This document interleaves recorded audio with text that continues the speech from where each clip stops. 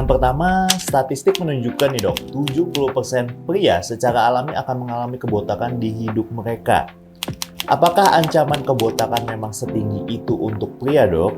Dan apakah itu bisa dihindari? Ya, baik. Jadi terdapat beberapa studi, beberapa penjelasan di bahwasanya itu lebih bahkan dari 70%. Itu sekitar 79% pada pria itu akan mengalami kebotakan. Itu menurut studi yang dilakukan oleh National Institute of Health atau NIH. Jadi 79% pria mengalami kebotakan. Walaupun itu tergantung atau dari varian usia pada pria itu tersebut.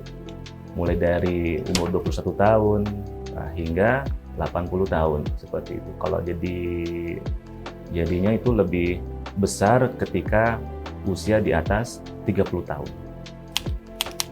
Lalu pertanyaan yang kedua, apa yang menyebabkan risiko kebotakan begitu mengancam para pria dok dibandingkan pada wanita?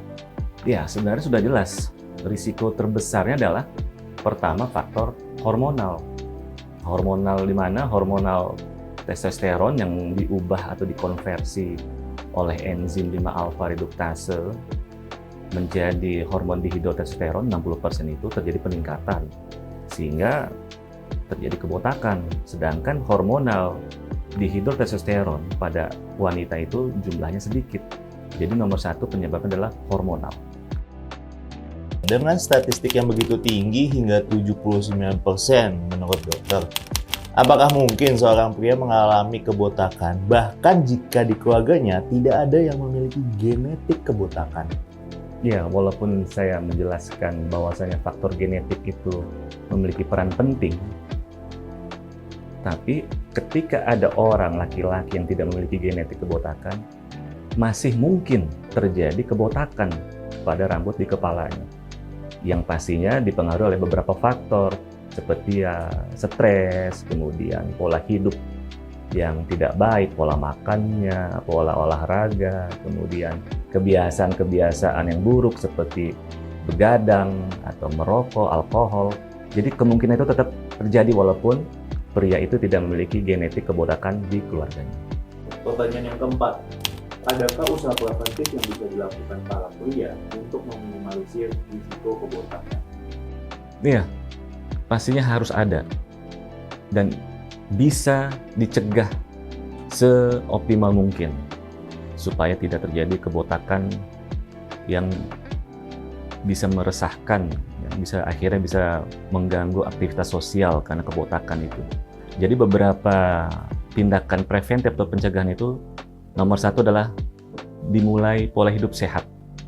Ya, pola hidup sehat ini meliputi seperti makan minuman yang sehat, hindarilah makanan minuman yang serba instan, hindarilah kemudian yang banyak pengawet-pengawet. Kemudian yang kedua adalah mulai olahraga. Olahraga itu ya minimal 2 kali dalam seminggu. Seperti olahraga lari atau berenang, silahkan lakukan olahraga semampu kalian.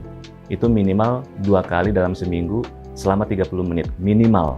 Baik, masuk ke pertanyaan yang terakhir nih dok. Baik. Bagaimana dengan yang sudah terlanjur botak dok? Apakah masih bisa diatasi dengan treatment kebotakan? Ya, sebenarnya itu tergantung grade dari kebotakan itu sendiri. Ketika grade kebotakannya itu lebih dari 3, nah itu masih bisa kita menggunakan treatment, baik treatment yang diminum, treatment yang dioles. Nah, treatment yang diminum ini contohnya adalah vitamin B7 atau biotin. Nah, itu masih bisa kita gunakan. Kemudian obat olesnya juga kita kombinasi antara minoxidil dan finasteride.